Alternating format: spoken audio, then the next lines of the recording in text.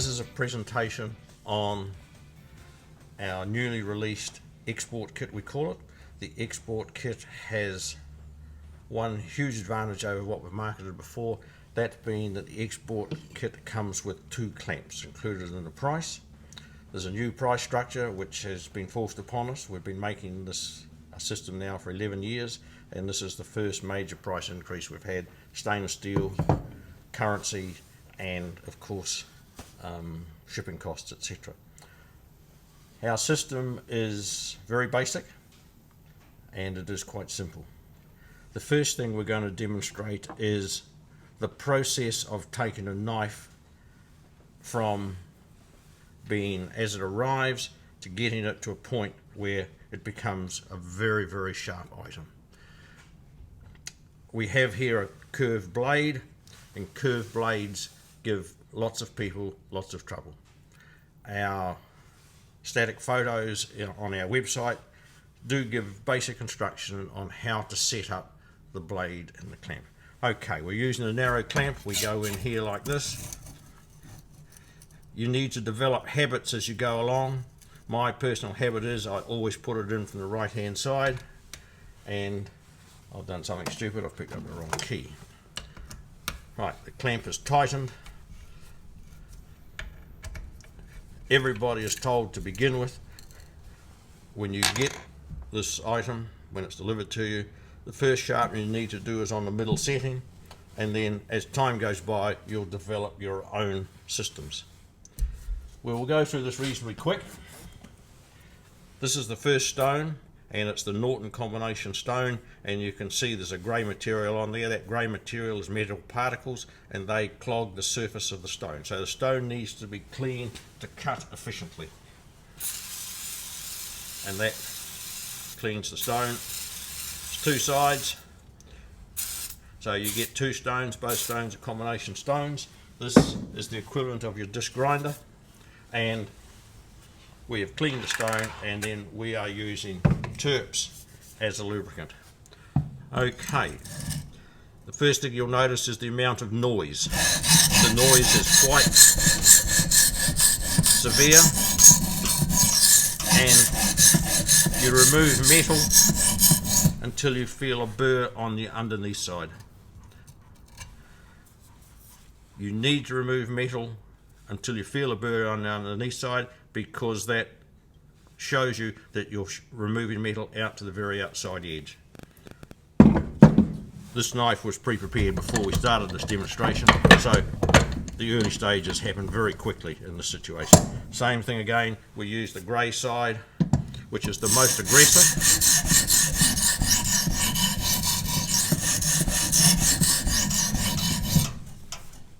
Already that burr is on the underneath side. We now change to the less aggressive side of the Norton combination stone, and you'll notice immediately the noise has changed. There was already a burr there before we turned it over, and we now rotate in the clamp. One of the advantages of our system is this clamp is indexed through pins into the frame, so when you turn the knife over at each stage, you are always in the same place.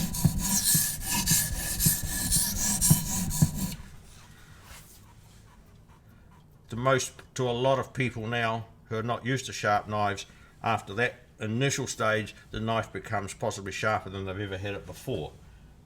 However, our system comes with 2 stones.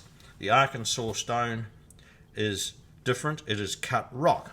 So cut rock does not have particles, but cleanliness of the stone still is critical, and in this case we'll just give this stone a little bit of a wash. And when you get your Arkansas stone, one side of the stone will be darker than the other, or it'll have darker blemishes in it. The darker side of the stone is the side you finish with. You can see that side of the stone there is very dark. That side is a bit blotchy. Okay, now the other thing that happens now, the noise level has changed again. That's because the degree of abrasion is less.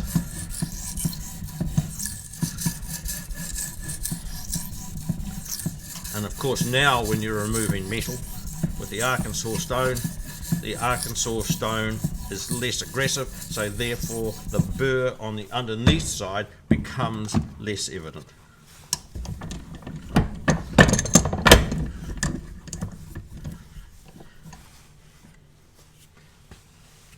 The stone must be wet when you're removing metal. If the stone is not wet when you're removing metal, you're basically shortening the life of the stone. The Arkansas stone should last a lifetime. The Norton combination stone is to some degree sacrificial. Okay, that was stage 3 just finished. We now go to stage 4, and stage 4 is the darker side of the stone.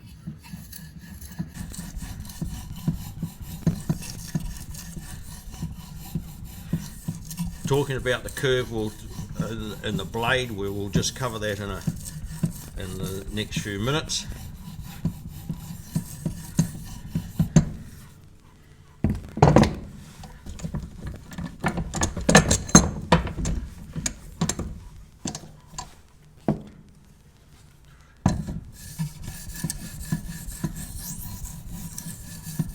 The narrow clamp is certainly the most versatile clamp. The only reason you need a wide clamp, which we'll deal with in a few minutes, is for long, thin, flexible blades, like the fish fillet knife. Now that blade has had no more special treatment. In actual fact, we've rushed through things just for the sake of the amount of time we're taking up on a film clip. All sorts of safety issues must be remembered. We came close to an accident yesterday. The lady on the camera reached across here to shift something, and you're reaching across death. The injury that sharp blade can cause is at best described as terrifying. In a household situation, a domestic situation, the people within that house need to understand that everything has changed with regard to how sharp the knife is. We've got a demonstration later on, but this can just carve that off just like that. And I'm not supposed to shave with it, but it'll do that without any trouble at all. It'll be pretty embarrassing if this goes out to the world and there's blood running down, but that there is a collection of skin particles and hair off my face, and I shaved last night. So that's very, very sharp. Some people will take the knife out of the clamp and they will then go and put it on a steel. Those people upset me a little bit. If you're the person that wants to put it on a steel, it's your knife, you do it exactly how you want, but instead of putting it on a steel, I would leave it in on the final stage, and I would reverse it 2 or 3 times with the finishing stone at only 15 to 30 seconds aside, and that will lift it, the sharpness even further. While we've got the narrow clamp in, the other thing that drives a lot of guys, doesn't drive guys crazy, it makes guys concerned. Now we have a blade here, and this blade has a huge curve in it, and so a lot of people that are using skinny knives, or the drop point knife has some curve in it, the curve in that is huge. Okay, we will just put that in, and we'll just talk briefly about how you deal with a blade with a big curve in it. I've been a bit lazy here, I need to slacken those off a fraction more. This blade is quite thick, and let's hope I don't have an accident getting it in. Now, the still photos on our website talk about the geometry of how you set the blade in the clamp.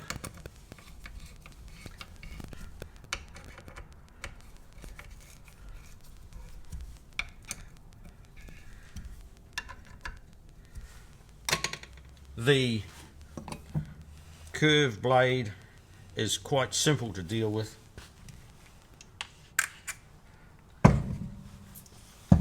Everything's just the same. However, as you come around the corner here, you just keep progressing around the curve and you keep going until a stone falls off the end. That's all you've got to do. The geometry of what we're doing is fixed. That's why our system works. It's a constant angle. And the other reason our system works so well is we're not rubbishing the opposition, but there are many stone sharpeners knife sharpeners out there, and the abrasives that they use can best be described as toys. We are using full size stones, and we're using the best stones that are available in the world. The sharpening world has a controversy all the time. The controversy is between Arkansas stone and the Japanese whetstones, and our research tells us that the Arkansas stone is superior. Okay, we'll take that knife out of the clamp there and we will put in the wide clamp, and we will just deal with a fish filleting knife. Whenever people have rung up before, there's always been a discussion the way we're marketing before. Did you want a wide clamp or a narrow clamp? And so the kit has now changed its entire shape really, and we are selling the kit without us having to have that discussion. There's a fixed price, and the price does include 2 stones, both in a holder, and of course it also includes 2 clamps. For those of you with an engineering mind, the thread at the back is 5/8 UNF, and we've chosen that not because we don't like metrics, but because it was a nice fine thread to get some degree of power in the locking. Slight engineering lesson there. Okay, fish filleting knife, a long flexible blade. This is a sword knife. The sword knife is made in New Zealand, and they are really good value for money. Okay, same again. The discussion about the geometry of how you set the blade in the clamp is in the still photographs, which have brief descriptions with them. As you can see, flexible blade, and so we have slightly more blade there than we have here, and I'll just shift that slightly, hopefully without having an accident.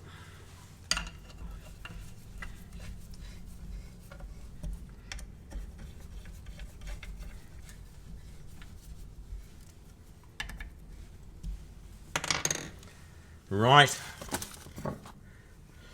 we will just, this blade is already sharp, but we will just give it a touch up here.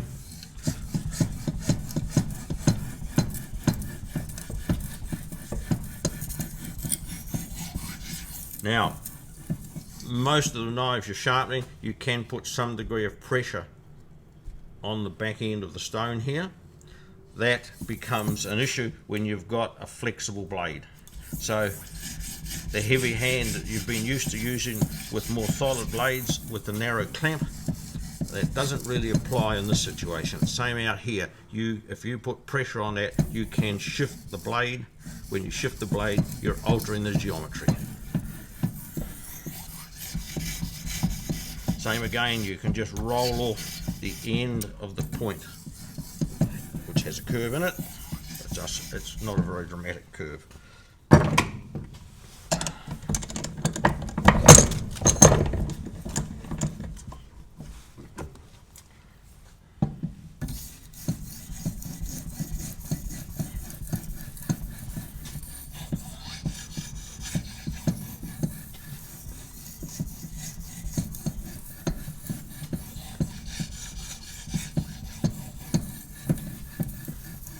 There are people who sharpen in that kind of action.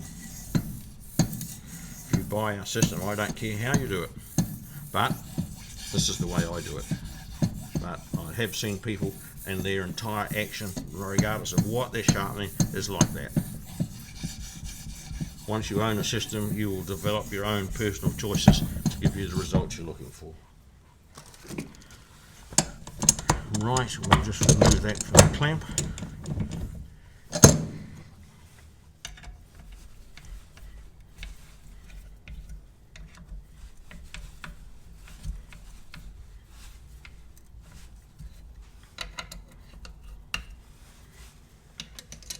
Our usual trick when we're demonstrating, of course, is to cut up a telephone book, and we've run out of telephone books.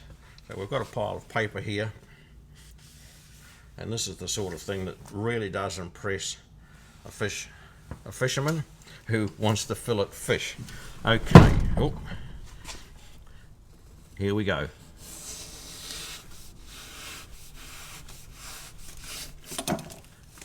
You can just keep carving away throughout the entire length that is cutting, and there are some fairly thick layers on the fronts of these magazines, etc.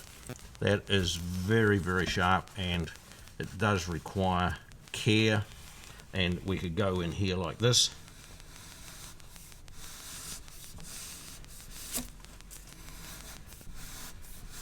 I don't need to have an accent while I'm doing this. Okay, that concludes the demonstration. We've gone through the wide clamp, the narrow clamp, and the various things you have to think about when you're using our system. Our system is, we think, unique, and we think it's a good system. Our guarantee is pretty simple.